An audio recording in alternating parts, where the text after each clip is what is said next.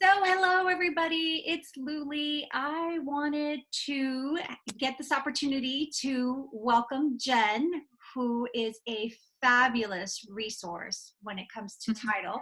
And I thought she would help explain what to expect on the 7 days prior to closing. So, welcome, Jen. Hi, thank you for having me. In these trying times, we do find different ways to, talk to our clients, our customers, to keep them informed. So this is a wonderful idea. So yeah, happy to be here with you.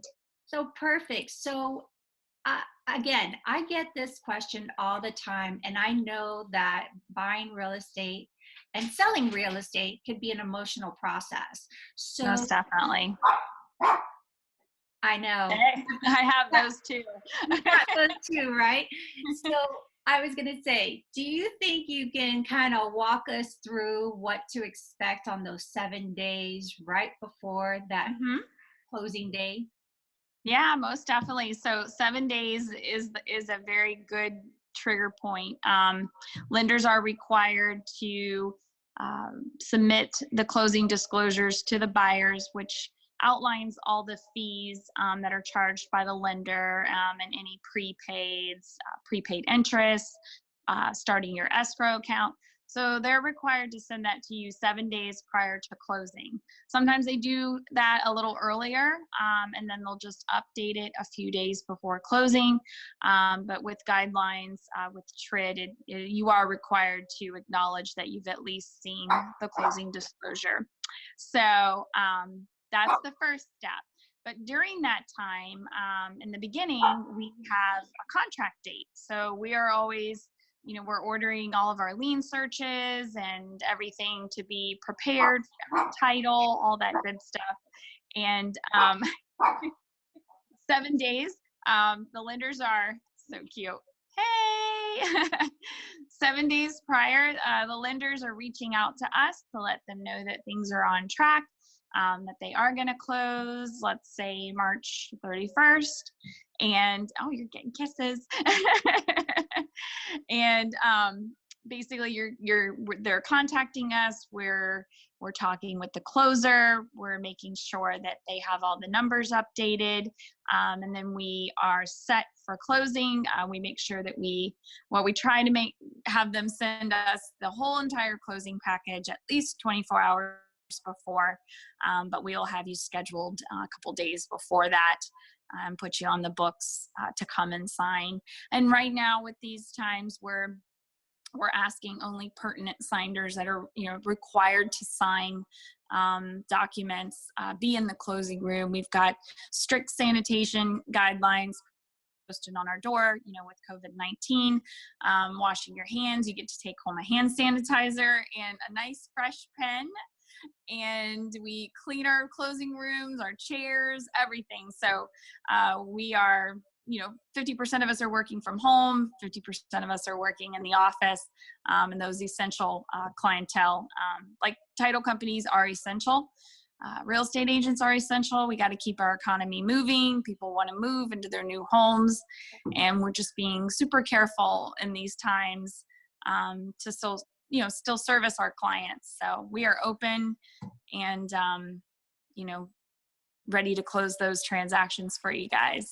Perfect. So I was Yeah. going to say, just like one thing, if perhaps, with experience, would you be able to think about maybe a couple things that could potentially happen that that someone like a buyer could avoid in those 7 days, like just from things that you've been hearing? Yeah. Well, I mean, in these trying times, unfortunately, sometimes people's jobs have been put in jeopardy because of what's going on. Actually, my poor sister just found out she's going to be furloughed for quite some time. So, if she was in the middle of a loan transaction and we were depending on, her income to qualify, then we would have to put that loan on hold until she got back from her furlough. So right now, that seems to be something that could be affecting the clients that are purchasing homes. And there's addendums obviously that can be done based upon the COVID, for the pandemic that's going on. So what else could happen? Don't make any large purchases because they do a credit check a couple days prior, just to make sure that you haven't taken out any new credit. And I know this because I've been a loan officer in the past. So that's really great advice that always loan officers should give throughout the process. And then I know real estate agents are, I know you're telling your clients the same thing. That's a good point, Yeah. because what happens is people are already anticipating that they're going to be moving into this house. So they're going to want to like potentially buy some furniture, and they think, Right. oh, I'll just go to Rooms to Go and get one of those payments until 6 months or something like that. But yes, that could potentially cause them Yeah. to have issues with their closing. Yeah, definitely. I mean, that, or if your credit score goes down a little bit from the pull, even if you don't take out the credit card, can affect your loan, unfortunately. So can't think of anything right offhand other than, just job and credit. And I know Don't that spend people have to your be down patient. payment money. Right. The payment money, the wiring, that's something that happens in those 7 days. And I mean, Mhm. that's, Yeah. So as soon as you get your final closing disclosure, um, you will want to then, in the beginning of the process, title companies, I know our title company sends out a secured email only once with the wire instructions. And at any time, and we really encourage the buyers to contact the title company directly, the number that's on the email directly, to then re-verify that nothing has changed. Because sometimes, creepers, phishing will email and try to get in, and they'll you intercept qualify you, right?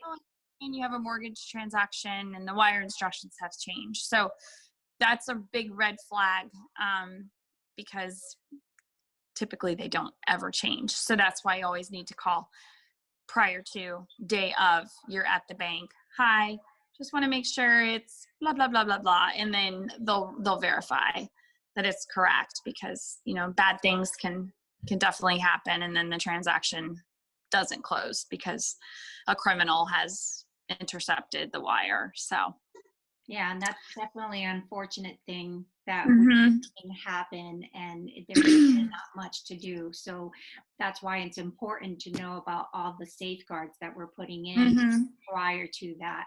And then I was going to say the other thing about, I know that is sometimes happens, is the extension of closing dates, and that's where the Mhm. addendums come in, and making Yes. sure that Yes. you're on top of those.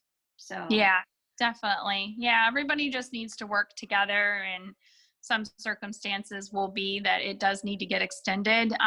We're experiencing the other side where April closings are moving into March.